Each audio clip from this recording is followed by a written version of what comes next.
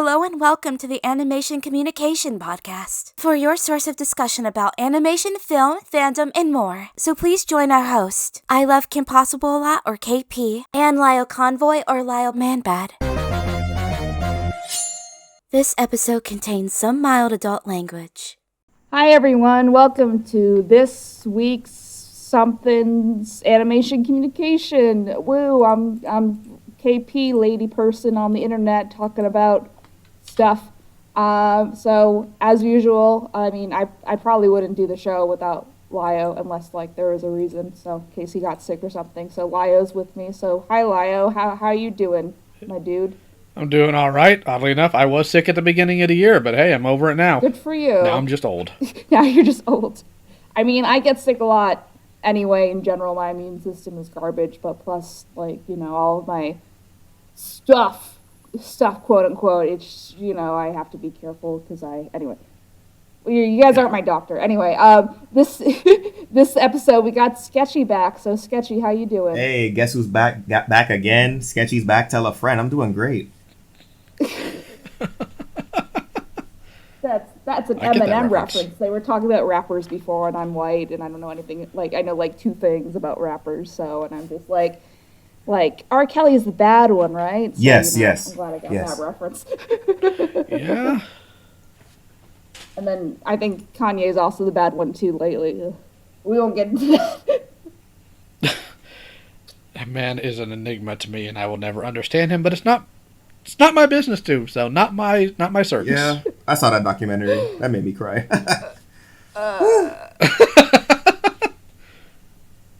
I just remember one time when people were icky to me. I think someone compared me to Trump, and then someone compared me to Kanye, and I'm just like, I hate both of those.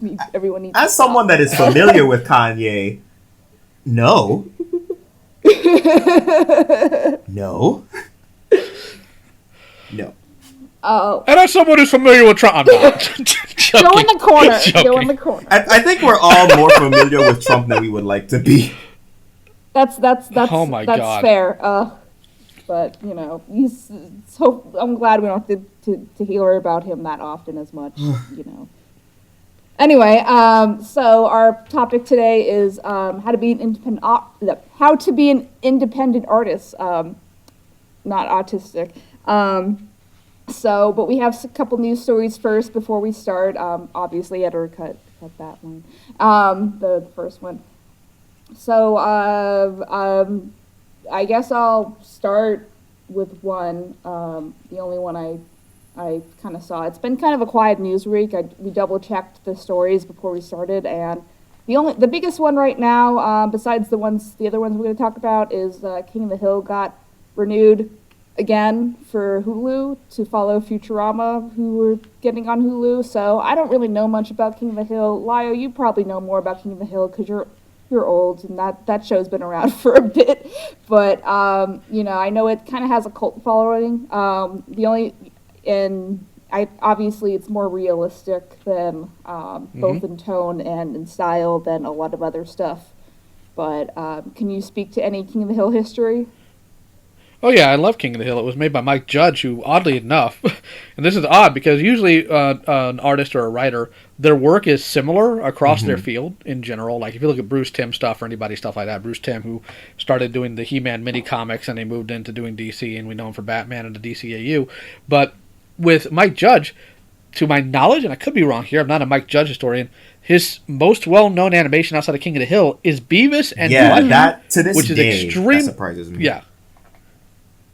Yeah, and it's extremely irreverent. It actually got into some trouble because, you know, one parent accused the show of enabling their child to light their trailer on fire or something asinine because the kid shouldn't have been watching it to begin with. But if you look at King of the Hill from like an outside perspective without looking into the show directly, it doesn't appeal to a lot of people on the surface because they look at it and they think, well, it's set in Texas. It's got your typical homegrown country boy. It's probably going to be a really hardcore conservative show that makes fun of all liberals, but it really doesn't. It actually subverts that quite a bit. Hank's still very much so rooted in like the old-fashioned ways, but he doesn't generally hate things because they're new or different. A lot of times he just has to try to understand them.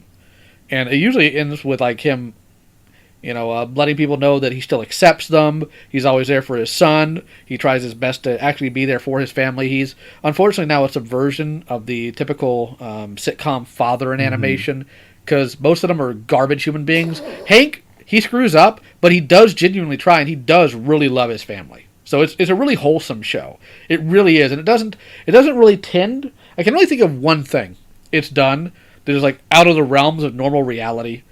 They never went into space. They never fought aliens. They never had to deal with a world disaster other than one little joke they had before another movie that was a segment there. The only thing they did that was kind of outside of the realm of what they normally do is they had like a character who died come back for a few minutes as an angel to talk to his girlfriend, who was Luann at the time. And that's about the only thing they've ever done. And it was just, kind of a closure thing as opposed to, well, this is just a normal reality we have to deal with now. So it's a very, very close to home thing. So we've had them, like, falling without a parachute. People have survived that. They've been in the middle of a tornado. People have survived that. They had a department store blow up, which has also happened. So these things aren't outside the realm of reality. So it's just a really, for the most part, down-to-earth show. It's very slice of life, but it's not like cutesy like K-On! Or Lucky Star. It's very mud and soil type. Yeah, if there's any word to describe King of the Hill, it's grounded. Now, I don't have that much experience with King of the Hill, but I have nothing but respect for that show. It was something that was needed at the time, and you could argue that it's needed now, to be completely honest with you. Yeah. Yeah, it is. So, but no, I look forward to it, and hopefully it won't suck. Hopefully, yeah. Didn't fingers crossed. They tried to reboot Beavis and Butthead like a couple of years ago, right? Yeah, like back in 2011, they tried to reboot it. I was like 15 at the time. That reboot came and went, but I think they're rebooting it again. Yeah, or have rebooted again. Yeah, they are now, and so far, like what's shown up from it, like usually when a new cartoon is announced or continuation, you have the grifting jabberheads on both sides of the aisle, decrying or accusing, and in this case, it's more of the people who are on like the right just thinks it's stupid, and the people on the left think it's stupid. So, like, congratulations for still being stupid, but I don't think it's the type of stupid Beavis and Butthead's been known for. And of course, that's speculation from me because my parents didn't let me watch it because I was a child and they knew better. Yeah. My parents were in college. Actually, wait. Beavis and Butthead came out in 1993, right? Mm-hmm. Like, Beavis and Butthead, when did that drop? Let's see. Beavis and Butthead. 1993? We have the internet. Okay, my parents were out of college by then. Barely. Rip. Yeah, and then I know they're doing some new Daria content too, and I know Daria. I've seen a couple Darias, so I know that's people like Daria. So who said they do? But Daria's.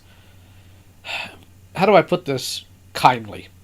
Daria is absolutely one of those shows that very much so dates itself, and if they try to do it now, I'm genuinely going to worry that they're doing a "hello there, fellow kids" I think type the of thing. issue is that like the type of person Daria is, like that kind of like sardonic sarcasm, that was funny back then, but now, right, in the era where those people that grew up on that show are now like adults, that person that Daria is, the real life equivalents tend to be the most annoying person in the room. So the cultural attitudes surrounding people that act like Daria does have shifted, and therefore I don't think a new Daria is gonna hit the same way the old one did. Yeah, for my memory, it's a spin-off movie about the black cheerleader that's in Daria. So something like that. But do you guys know who I'm talking about? I think so.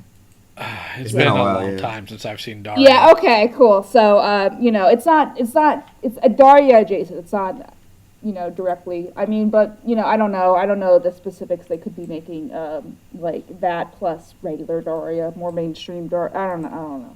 All right. So King of the Hill. And does King of the Hill, I assume yes, but Tom, does King of the Hill have like a cult following, or do people kind of? Oh yeah, it's got a massive following. It's one of the very few shows that usually if a show's popular, there's like a heavy set of detractors, I mean, you two come from the Brony sphere, you know exactly what I'm talking about. But King of the Hill, very rarely do I see like some really outspoken person who really hates the show. I think I've seen it maybe once, and that person got annihilated on Twitter over it. So it's very much so loved. It's just like, unlike other shows, like what fan content do you make? Occasional fan art. That's about it, right? So it's not something you see out in the open, but God, there are fans, and they love that show. I think the most prominent King of the Hill stuff is probably the meme. So like like one of the things I know about King of the Hill of like is like the JPEG meme and stuff like that. So I love that one. Do I look like I know what a JPEG is? And there's like, oh, if those people could read, they'd be really mad at you. And of course, everyone knows Pocket Sand. Yeah. Monkey style! Sha! I think my favorite variation of Pocket Sand is when they redrew Dale as Gaara from Naruto. That one got me. One of my favorite lines from the show is like they're going off and they're using Nancy's news van. It's like, we're taking a news van. Brilliant! How will they ever report the crime? Doggone Dale. So I guess right, it remains to be seen how the show is, but I imagine original creator dude is attached and all that stuff. So we'll move on. So, yeah. Talking about this for a while. Yeah. So unlike Animaniacs. and then there's the Proud Family reboot has been released, and I guess like relatively recently there's been some episodes that I don't know how I put this. It had certain grifters and individuals mad, even though it's doing the same thing Proud Family's been doing since 2002. Like the first Proud Family series, for context, it did an episode about Islamophobia at the height of post 9/11 fear mongering. Like if social media as it is now existed back then, people would be saying the same thing about that episode, guaranteed. Yeah. Oh yeah, unquestionably.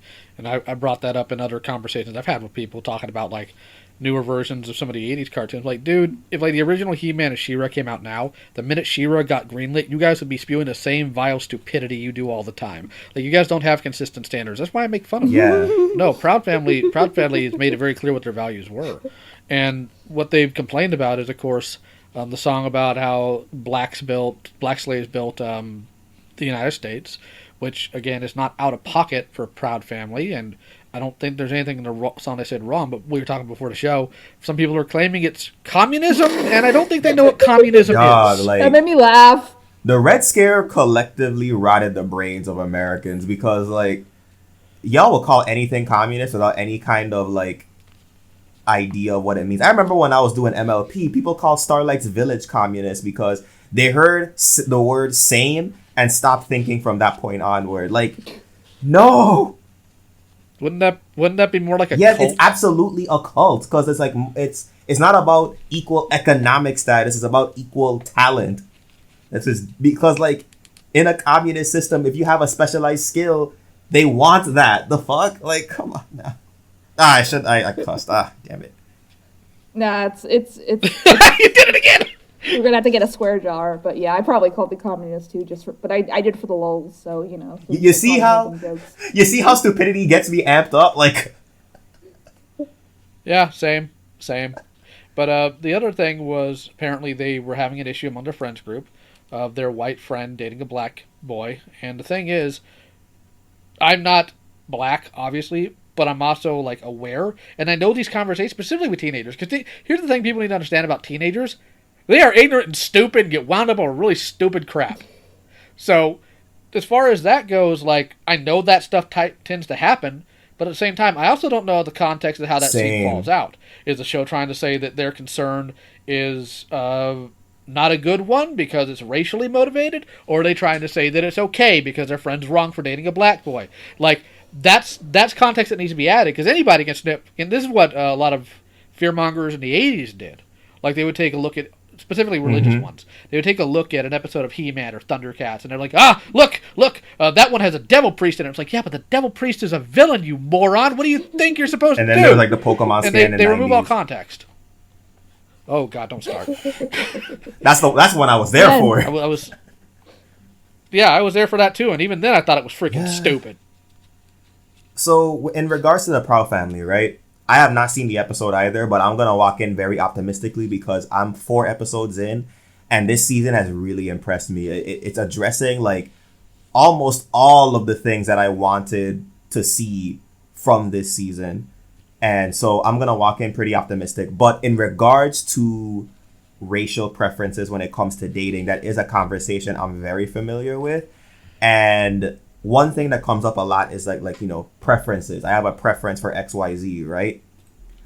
The issue that people that people don't really like understand is that it's fine if you date if someone of a different race, right?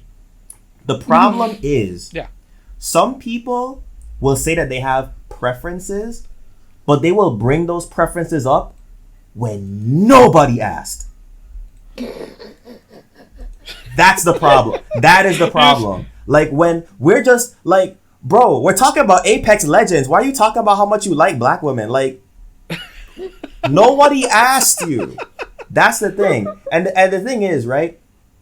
People can tell when you're with them because you're fetishizing them. And that's a big thing, right? So I would have to actually like watch the episode to see if that's the angle they take, because it is a very nuanced topic. And yes, the Proud Family is very susceptible to handle it poorly. But the thing is, even if the show does handle it poorly, that doesn't mean that the show is woke. It just means that they handled a sensitive topic in a suboptimal way. And that's a conversation you can actually have, because then we can actually talk about like, okay, what is the best way to talk about this? Instead of just saying, oh, it's woke, it's bad. What's that? Well, I hate... What's that new expression? It's mid. Mid, yeah. I hate the phrase woke in general, because I like words to have consistent definitions. So I'll ask somebody, it's like, all right, so what do you mean by woke? Pushes a liberal agenda. I'm all right, let's see if this is consistent. Was Captain Planet woke? And usually they're around my age or a little younger, and they're like, well, no, I love that show. I'm like, yeah, but guess what? Captain Planet was pushing what was, at the time, a very leftist idea, which was recycling and environmentalism, because right-wing people did not like it. A lot of Christians didn't either, for some really stupid reason that I still have yet to wrap. This is before Al Gore. But it's just... And Inconvenient Truth, yeah. Yeah. Yeah, but it's just... Okay, if you don't think that's woke, then you're inconsistent, and therefore I have to discard your definition. And what I need these people to do is just admit, you know what, I don't like this. That's the thing. You can just say you don't like it. People will just use buzzwords to just mask the fact that they don't like it. They don't want to sit down and unpack why they don't like it or pinpoint what the actual things are. Because here's the thing with the term woke, right? Woke used to have a meaning. Here's a lot of these buzzwords will come from the vernacular of minority groups, right? So woke and cancel both came from African American vernacular English. Woke had nothing to do with your politics. Woke just meant that you are in a aware state of mind. You are conscious about yourself and your surroundings, regardless of what politics you have. Like if you have a very deep understanding of yourself and your place in the world, that means you are woke. But idiots got a hold of it and started using it to push their agendas. Same thing with cancel. Cancel didn't have anything to do with destroying someone's career, quote unquote. Canceled used to mean, okay, I'm not really messing with this content anymore, and so for my well-being, I'm gonna disengage. That's what canceled used to mean. But then people saw folks that knew how to use the word using it, misinterpreted the definition, and then that's how we are where we are now. Yeah, don't get me started. I'm not surprised. I'm not surprised in the least bit, unfortunately, because vernacular from minority groups tend to be really prevalent online, and half the people don't even use them properly, and then it has to be changed so you can talk to people in another way they'll understand, and that gets appropriated too. It's a terrible cycle. You mean there's dumb people online? Yeah. A scene that really points that out is, okay, I might be showing my age here, is an old episode of SpongeBob where Pearl says the term, she's like, we don't say cool anymore, we say coral. The second SpongeBob starts saying it or Mr. Krabs starts saying it, Pearl calls one of her friends and says, "Yeah, Pearl, it's out now." Coral definitely out.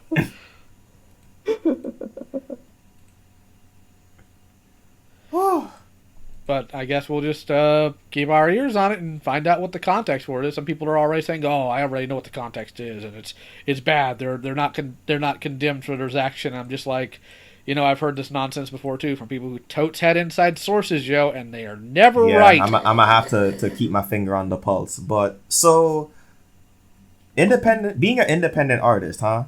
That's a journey. Oh wait, we got Lio. Did you have one more news story? Ooh. I have one more, and this is the special one. This is the special. So, everybody knows about the Animaniacs reboot, correct? Right? Yeah. They didn't bring any of the original writers on, not even the original creator. Yeah, that was. But there was one shade. that followed right after it. There was one that followed right after it. They wanted a Tiny Toons reboot, right? Yeah, they brought Spielberg for that, right? Well, he still is on like the logo and whatnot, but I don't think he's as involved as people think he is. Just like I don't think he was in the original. But an episode's leaked. Okay. An episode got leaked, and it's no, I had high hopes for this, man. No, it's bad. Nah. Number one, Babs and Buster are related. Okay. So there's Unfortunately, that. Okay. The entire episode seems to be, and of course I haven't been able to watch all of it, but it seems to be very much so centered around cross-dressing, which, Looney Tunes does cross-dressing all the time. I don't really care. But the color palette's really muted, and Buster Bunny's voice sounds like a 30-year-old man. Man, I'm still gonna hold out hope. Man. That'll teach you to hope. I was so looking forward to Looniversity. Like when I found out that it survived the merger purge, I was like, all right, cool. So it survived. Let's see if it comes back. And I'm sad now. Wah, wah, wah. Yeah, it kind of has the same vibe of the Clone High reboot. The first episode got leaked, I think 2 weeks ago. We will talk about that more when, the whole thing drops. I don't want to, harp on it because, the crew and, for the sake of that. But, yeah, I think the difference there is all the Clone High original people, it's, I forgot, Miller and the other guy. The Spider-Verse guys, the Spider-Verse writer guys, I clarified, not the director. It's their baby, so, of course they're going to come back. And, people were, really angry about it, and I was just like, yo, it's fine, it's not too funny, but it's also has to reestablish a 20-year-old show. So, yeah. just cool your chill. I'm sure it'll get better once once they don't have they kind of find their pacing a little bit. But I don't know. Part of the problems with the new Animaniacs would be the fact that they're not really taking very many cues from the original cartoon for the most part, and part of that's because they seem to be taking a lot of cues from old Spumco staff. Because I know one of John K's understudies, that type of person, unfortunately, doing with the stuff they had to deal with, is also on the show, and a lot of that humor, gross out humor and whatnot, is translated, which is why after the first season I did my review and I dropped it, because I'm not one of those people who hate watches things, because I have a life, and the chat won't be able to see it, or the people who are commenting won't be able to see it when they listen to this. But here is a screenshot from the new Tiny Toons. Oh wow. Buster, you have a long way to go before you can stack up to how Bugs can rock a dress. It's a good thing you're going to school. You got a lot to learn. Oh, Lord. All right, so that's all I've got for animation news for literally anything. So. Oh, okay. I didn't know. I didn't know Tiny Toons got leaked. So just there's that. Are you in the secret club though, Lio? No, I am no secret club about that specific thing. I am in other secret clubs. Oh, okay. Let's actually talk about the topic. It only took us an hour between everything to get. Sorry. So independent artists. So this is what I was going to ask you about this independently Sketchy, because I'm trying to at least establish that a little bit. I've been dipping into doing some commission live streams where people don't have to give me money, but like it's very like, if you get something in return, it's not just a donation kind of thing. Like a pay what you want type thing? Yeah, kind of. I mean, I guess it's not, you're not giving me nothing for nothing, but like, the commissions are cheap in general. And then if you don't want to commission, then you can just still watch and vibe. There's like, kind of thing. So I was going to ask you about like how, cause you, from what I remember, you make decent bank doing independent art stuff. And Yes, that was ma'am. just like, my only thought is just like, oh, is he drawing furry porn? Is that how he's doing it? So,